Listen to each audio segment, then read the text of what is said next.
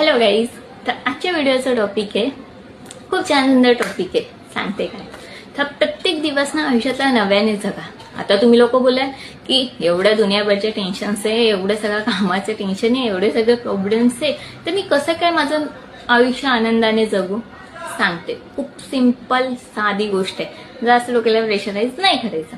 सांगते बघ, आपल्याला आपल्या आयुष्यात प्रत्येक दिवसामध्ये ना प्रत्येक दिवस ना एक नवीन ऑपॉर्च्युनिटी घेऊन येत असतं, संधी घेऊन असते, एक आशेची किरण घेऊन येत असतं, उमेद घेऊन असतं. आपल्याकडे प्रत्येक दिवस भेटलाय आपल्याला आपली लाईफ चेंज करायला.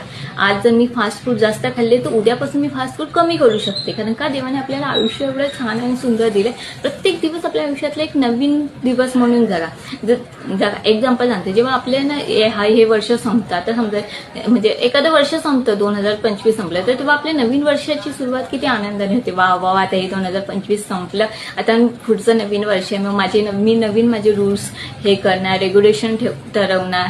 किती आपण एक्साइटेड असतो का, कारण आपला माइंडसेट असा झालेला असतो की वाव यार, आज लाईफचे प्रत्येक, चला आता मी ज्या गोष्टी गेल्या वर्षी नाही करू शकले मी ह्या वर्षी करणार.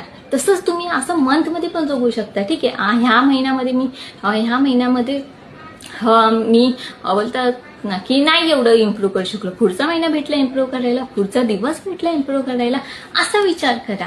आज लाईफमध्ये मनासारखी गोष्ट झाली नाही, पण उद्या तर घडणारच आहे ना.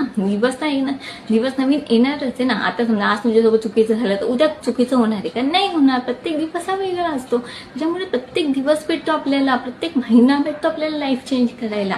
दररोज सकाळी उठा आणि डोक्यात ठेवा, आज आपल्याला आयुष्यातला नवीन दिवस भेटला, काहीतरी नवीन करायचे.